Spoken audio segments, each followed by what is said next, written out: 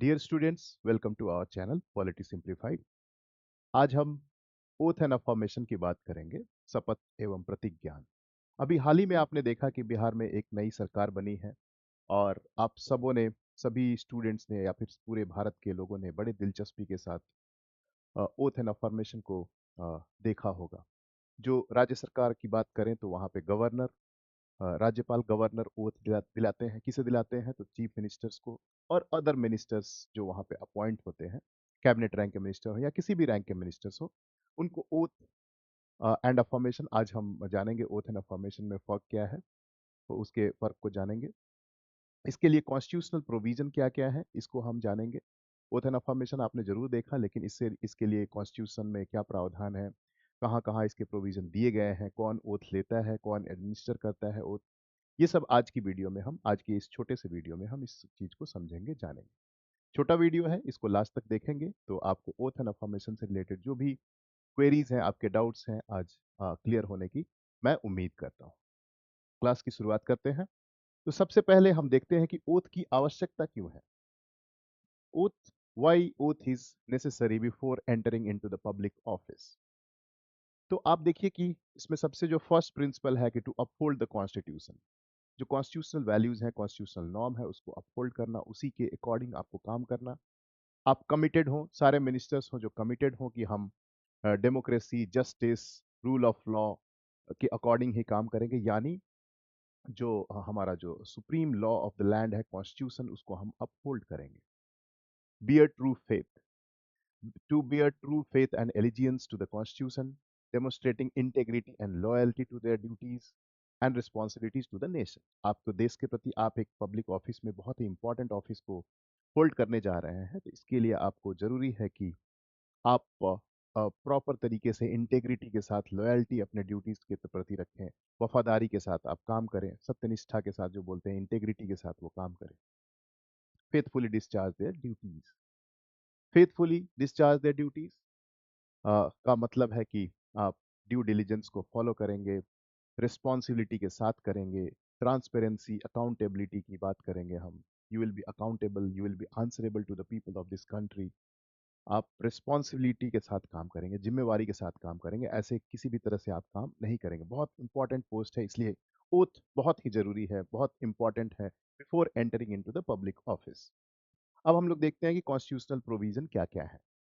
Constitutional provision की बात करें तो अलग अलग टेबल में मैंने आपको बताया है कि सेंट्रल एग्जीक्यूटिव के लिए, ये बेसिकली अगर हम बात करें तो शेड्यूल 3 पे आपको ध्यान देना होगा कि शेड्यूल 3 जो मोस्ट इंपॉर्टेंट, जो आप लोगों को जानना है, ये शेड्यूल 3, इसी में हमारा ओथ एंड अफर्मेशन का जो फॉर्म्स हैं, जैसे I so and so, solemnly affirm और swear in the name of God, दो ऑप्शंस होते हैं। ये शेड्यूल 3 में किसके किसके ओथ एंड अफर्मेशन है, उसकी एक लिस्ट मैंने आपके सामने रख दी है। इस शेड्यूल 3 में ओथ के फॉर्मेट्स हैं, ओथ ओथ के फॉर्म्स हैं। अलग अलग मिनिस्टर्स के लिए, अलग अलग जुडिशियरी के लिए, या फिर अलग अलग लोगों के लिए कौन से ओथ का फॉर्म यूज किया जाएगा जब वो शपथ लेते हैं, उसके बारे में ये पूरी तरह से पूरा एग्जॉस्टिव लिस्ट है कि किसका किसका फॉर्म शेड्यूल 3 में दिया गया है। तो आप देखिए कि सेंट्रल एग्जीक्यूटिव, केंद्रीय कार्यपालिका, यहाँ पे दो तरह के फॉर्म दिए गए हैं। एक है आपका जिस पद पे आप शपथ लेते हैं, पद एवं गोपनीयता की शपथ हम बोलते हैं, कि जिस ऑफिस को आप होल्ड करते हैं उसका आप ओथ लेंगे, oath of the office and oath of secrecy. दो ओथ की बात करते हैं हम लोग, oath of office and oath of secrecy. Secrecy की हम बात करते हैं। तो दो तरह के फॉर्म हैं, जो भी मिनिस्टर्स होल्ड करेंगे पोस्ट को, उनको पहले तो ओथ लेना पड़ेगा, ऑफिस का ओथ लेना पड़ेगा, और दूसरा है सीक्रेसी का ओथ लेना पड़ेगा। इसके बारे में हम अगले स्लाइड में देखेंगे। उसी तरह से स्टेट एग्जीक्यूटिव की बात करें तो वहाँ भी ओथ ऑफ सीक्रेसी है एंड ओथ ऑफ ऑफिस, दो तरह के ओथ वहाँ भी हैं। जुडिशियरी की बात करें तो कौन कौन लेते हैं, तो chief justice of India and जजेस ऑफ सुप्रीम कोर्ट, इनके लिए फॉर्म फॉर ओथ दिया गया है। उसी तरह से अगर हाई कोर्ट्स की बात करें तो chief justice of high court and जजेस ऑफ हाई कोर्ट, इनके लिए सिर्फ फॉर्म ऑफ ओथ है, इनके लिए सिर्फ फॉर्म फॉर ओथ है, सीक्रेसी की बात यहाँ पे नहीं। लेजिस्लेचर की बात करें तो यहाँ भी क्या है, फॉर्म ऑफ ओथ है। किसके किसके लिए, तो एमपीज की बात करें अगर सेंट्रल पार्लियामेंट में, तो एमपीज ओथ लेते हैं, एमएलएज ओथ लेते हैं आपका स्टेट्स में। अदर्स बाकी कौन कौन से पोस्ट का दिया गया है, तो CAG, controller and auditor general of India, 148 article में इसका जिक्र है। Controller and auditor general of India, उसके ओथ की बात की जाती है। फिर जो लास्ट जो फॉर्म आपको दिख रहा है कि कैंडिडेट्स कंटेस्टिंग इलेक्शंस, जो एमपी एमएलए के चुनाव में भागीदारी जिनकी होती है, जो लोग भाग लेते हैं इस चुनाव में, उनके लिए भी एक ओथ फॉर्म है, वो फिलअप करना पड़ता है और जमा करना पड़ता है, उसको उनको ओथ लेना पड़ता है। तो कैंडिडेट्स कंटेस्टिंग इलेक्शन वो भी एक ओथ लेते हैं, एमपीज और एमएलए। तो शेड्यूल 3 में आप देखिए सेंट्रल एग्जीक्यूटिव के सारे मंत्री लोगों के लिए दोनों है, oath of office and oath of secrecy. State executive में भी सिमिलर है। जुडिशरी में सिर्फ फॉर्म ऑफ फॉर ओथ है, किसके लिए, तो सीजीआई और जजेस of the supreme court. Legislature में एमपीज और एमएलए स्टेट लेवल पे, इनको सिर्फ फॉर्म ऑफ ओथ है। उसी तरह से सीएजी और कैंडिडेट्स कंटेस्टिंग इलेक्शन, ये आपका शेड्यूल 3 का पूरा लिस्ट है, जिसके जिनके बारे में, जिनके ओथ के बारे में फॉर्मेट्स दिए हुए हैं। अब हम आगे बढ़ते हैं, देखते हैं कि content of the form of oath क्या है। इसको हम लोग 3-4 पार्ट में बांट के देखते हैं। मैंने आपको बोला आई ए बी, मतलब कोई भी व्यक्ति, यहाँ पे फिल इन द ब्लैंक्स, आप अपना नाम यहाँ पे फिल कर लीजिए। यहाँ पे नेम आपको फिल करना है। आई, जैसे आपने देखा होगा ओथ में गवर्नर बोल रहे थे आई, उसके बाद आई, मिनिस्टर अपना नाम लेते थे और हाँ, ईश्वर के नाम पे शपथ लेता हूँ या फिर सत्यनिष्ठा से प्रतिज्ञान करता हूँ। अगर आपने बिहार के recently oath and oath ceremony को देखा होगा, तो चीफ मिनिस्टर हैं, उन्होंने, आप देखिए कि यहाँ पे दो ऑप्शन होता है, to swear in the name of God या फिर सोलेमली अफर्म। दोनों में से आइदर और है, आइदर और का ऑप्शन है, चॉइस है आपके पास,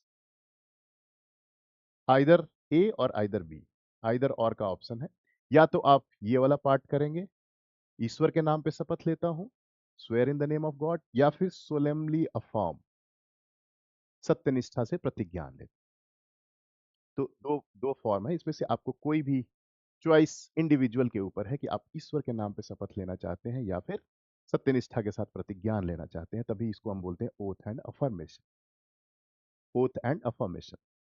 अब आपने जो सेरेमनी को देखा होगा, उसमें मुख्यमंत्री ने सोलेमली अफर्म, सत्यनिष्ठा के साथ प्रतिज्ञान के साथ शपथ लिया था, और डिप्यूटी सीएम जो दोनों हैं, वो ईश्वर के नाम पे शपथ लिए थे। ये आप लोग अंतर को देखेंगे कि एक अलग पार्टी को रिप्रेजेंट करते हैं और जो डिप्टी सीएम है वो अलग पार्टी को रिप्रेजेंट करते हैं। तो ओथ में भी आपको डिफरेंस देखने को मिलेगा।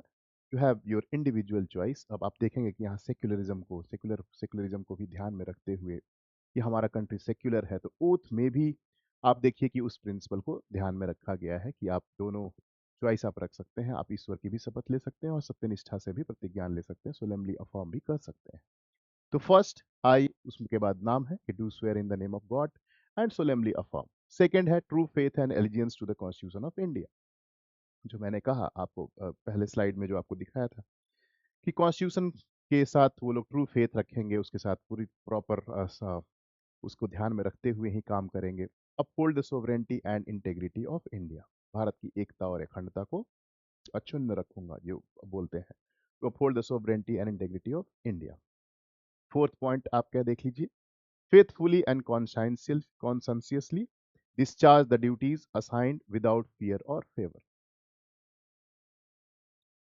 आप बिना फियर के या फिर बिना फेवर कर किए हुए, बिना किसी लालच के या बिना नेपोटिज्म फेवरेटिज्म करते हुए या किसी बिना डर के आप काम करेंगे, पूरे विश्वास के साथ और कंसाइंसियसली आप ड्यूटीज जो दिए गए हैं उसको आप डिस्चार्ज करेंगे। यानी ऑनेस्टी इंटेग्रिटी की बात करता है ये, ऑनेस्ट होके आप काम करेंगे, इंटेग्रिटी के साथ काम करेंगे। विदाउट फियर और फेवर का मतलब है कि ना तो आप किसी के डर में काम करेंगे, ना ही कोई किसी को फेवर करने के लिए आप काम करेंगे। दोनों ही नहीं होगा। जैसे चुनाव में हम लोग बोलते हैं कि free and fair election. Free and fair election का मतलब होता है कि you freely exercise your voting rights, which means without fear और फेवर। विदाउट फियर मीन्स ना तो आपको कोई डरा रहा है कि आप इसी पार्टी को वोट दो, ना ही आपको कोई धमकी दे रहा है, ना ही आपको कोई अ, जबरदस्ती आपके साथ किया जा रहा है। आप फ्री होके वोट दे रहे हो, अपनी इंडिविजुअल लिबर्टी एक्सरसाइज कर रहे हो, फ्री चॉइस है आपका। फेवर मीन्स मॉनेटरी कंसिडरेशन या कुछ जॉब, कुछ लालच, ग्रीड, विदाउट फियर और फेवर, मतलब आप किसी को फेवर नहीं कर रहे हो, इंडिपेंडेंटली आप चीज़ों को काम कर रहे हो। वैसे ही मंत्री भी जो लोग हैं वो ये काम करते हैं कि वो किसी को फेवर नहीं करेंगे, किसी कम्युनिटी के साथ भेदभाव नहीं करेंगे, हर एक कास्ट को इक्वल ट्रीट करेंगे, हर एक रिलीजन को इक्वल ट्रीट करेंगे, किसी को फेवर नहीं करेंगे, अपने फैमिली मेंबर्स या फिर अपने किथ एंड किन्स, पॉलिटिकल लॉयलिस्ट, इसको हम फेवरेटिज्म नहीं करेंगे। तो शपथ लेते हैं कि वो लोग सत्यनिष्ठा से काम करेंगे, ईमानदारी से काम करेंगे, इसकी शपथ वो लेते हैं। सीक्रेसी का देख लीजिए, वैसे ही ऑलमोस्ट सिमिलर फॉर्मेट है कि आई, ये name of the person, do swear in the name of God और solemnly affirm to protect the confidentiality. यहाँ पे कॉन्फिडेंशियलिटी की बात होती है, तभी इसको हम लोग बोलते हैं गोपनीयता, ऑफ द इंफॉर्मेशन शेयर्ड। अब देखिए कि जब मंत्री किसी पद पे काम करते हैं तो उनके पास काफी इंफॉर्मेशन फ्लो होता है, जिसकी वजह से जिसके बाद वो डिसीजन मेकिंग करते हैं या फिर कोई फैसला लेते हैं या किसी कोई भी फाइल पे साइन करते हैं। बहुत तरह के काम हो सकते हैं, बहुत तरह के डेटा उनके पास आते हैं। अब वो जो डेटा आता है उसके बारे में कहते हैं कि आप उसको कॉन्फिडेंशियल रखेंगे, किसी के साथ शेयर नहीं करेंगे, जब तक जरूरत नहीं हो, जब तक पब्लिक में डोमेन में जब आ गया है तब तक आप उसको गोपनीय रखेंगे। बहुत तरह के डील है, फॉर एग्जांपल आप कह सकते हैं कि डिफेंस डील है, कितने पैसे का डील है, किस कंट्री से हम खरीद रहे हैं, किस तरह के हमारे रिक्वायरमेंट्स हैं, ये सब चीज़ें अगर मान लीजिए डिफेंस मिनिस्टर के पास आता है, इस तरह की बातें आती हैं, तो उसको पब्लिक में इस डेटा को नहीं रखना है, क्योंकि ये सब काफ़ी सीक्रेट इंफॉर्मेशन है। उसके डाइवल्ज करने से आप सोच सकते हैं कि कंट्री के सिक्योरिटी कॉम्प्रोमाइज़ होगा, या फिर कंट्री के अ, जो हमारे जो बॉर्डर सिक्योरिटी है, नेशनल इंटेग्रिटी है, उसके ऊपर कॉम्प्रोमाइज़ हो सकता है अगर हम लोग डेटा शेयर करते हैं। तो ये वो लोग शपथ लेते हैं कि अगर उनके पास कोई इन्फॉर्मेशन आएगा काम करते समय, तो वो लोग डिस्क्लोज नहीं करेंगे सेंसिटिव और classified information that could harm national security, government operations और एन ऑर्गेनाइजेशन। तो इन सारी चीज़ों को वो डाइवल्ज नहीं करेंगे, ये ओथ ऑफ सीक्रेसी लेते हैं सारे मिनिस्टर्स, लेते हैं, सीएम ने भी लिया, डिप्टी सीएम ने भी लिया, और सारे मिनिस्टर्स ये सारे शपथ को लेते हैं, दोनों शपथ को लेते हैं। अब आप देखिए कि सिर्फ पार्ट 3 में ओथ नहीं है, पार्ट 3 के, सॉरी सॉरी, पार्ट 3, ये पार्ट 3 इसको, शेड्यूल 3, शेड्यूल 3, शेड्यूल 3 के बाहर भी आप देखेंगे कि कुछ ओथ दिए गए हैं। शेड्यूल 3 के बाहर, शेड्यूल 3 में जितने भी ओथ के फॉर्म्स थे वो हमने देख लिए, किसके किसके थे वो भी देख लिए। लेकिन कुछ शेड्यूल 3 के बाहर भी हैं जो डायरेक्टली कॉन्स्टिट्यूशन के आर्टिकल में है। तो वो कौन कौन से ओथ हैं? तो president of India, the form of president's oath is provided under article 60। 60 अगर आप आर्टिकल कॉन्स्टिट्यूशन में खोल के देखेंगे तो उसमें ऐसा लिखा हुआ है, आई ए बी, मतलब नेम, सोलेमनली अफर्म और swear in the name of God.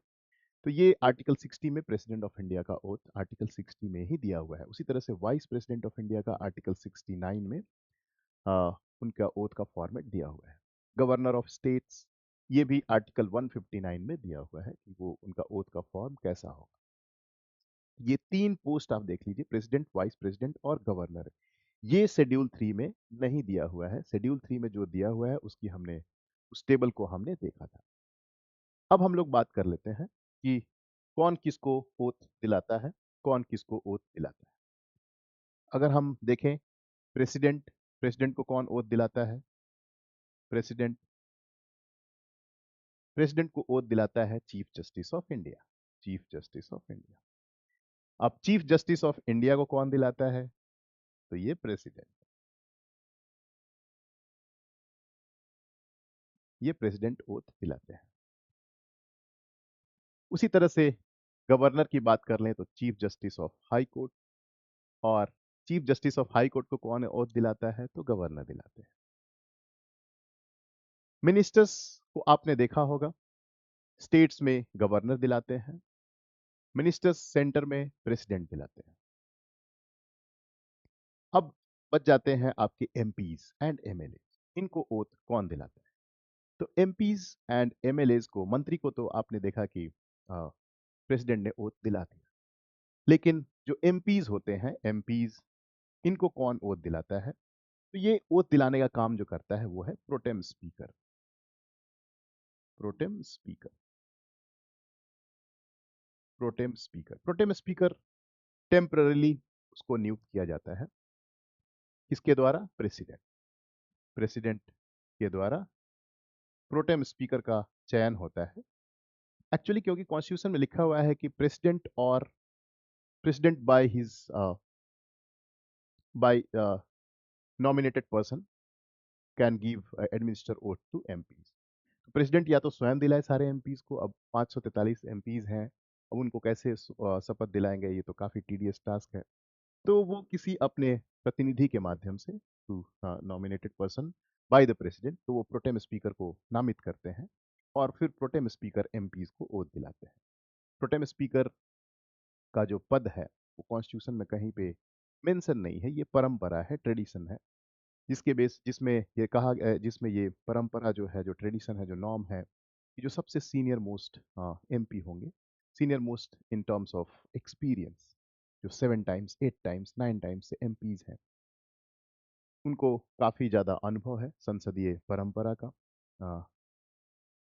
Parliamentary norms के बारे में वो ज़्यादा अच्छे से जानते हैं। तो उनको चुना जाता है कि प्रोटेम स्पीकर, उनके पास दो ही काम होता है, एक सारे एमपीज को ओथ दिला देना, और दूसरा जो सबसे इंपॉर्टेंट काम होता है, स्पीकर का इलेक्शन, स्पीकर का चुनाव करा देना, ताकि वो प्रोटेम स्पीकर टेम्पररी हैं, तत्कालिक कुछ दिनों के लिए हैं, एक दो दिन में बस रहते हैं। उनका चुनाव हुआ, एमपीज को ओथ दिलाए, स्पीकर का चुनाव हुआ, पद खाली हो गया। तो प्रोटेम स्पीकर एमपीज को जो है प्रोटेम स्पीकर, उसी तरह से एमएलएज को भी प्रोटेम स्पीकर, हाँ, प्रोटेम स्पीकर ही हाँ, शपथ दिलाते हैं। तो वाइस प्रेसिडेंट को आप देखेंगे प्रेसिडेंट ओथ दिलाते हैं, बाकी जजेस को प्रेसिडेंट ओथ दिलाते हैं, बाकी हाई कोर्ट के जजेस को भी गवर्नर ओथ दिलाते हैं। तो ये ओथ जो है बहुत इम्पॉर्टेंट है, आपको जानना चाहिए, ओथ के महत्व को समझना चाहिए, ओथ का क्या इम्पोर्टेंस है, इसको जानना चाहिए। इतना ही है आज की क्लास में, फिर हम लोग अगली वीडियो के साथ उपलब्ध होंगे। मैं आज ये मौका है कि जिसमें मैं आप सबों को बहुत धन्यवाद देना चाहता हूँ कि हमारे चैनल पे 5,000 से ज़्यादा सब्सक्राइबर जुड़ चुके हैं। काफ़ी कम दिनों में, 2 महीने में ही 5,000 सब्सक्राइबर जुड़ चुके हैं। तो सभी सब्सक्राइबर जो हमारे साथ जुड़े हैं, उन सबका तहे दिल से आभार, धन्यवाद। हमारे चैनल के साथ आप जुड़ते रहें, इस तरह के वीडियोज़ मैं आपके लिए लगातार लेकर आता रहूँगा। आप सबों का बहुत बहुत धन्यवाद। Thank you. Good night.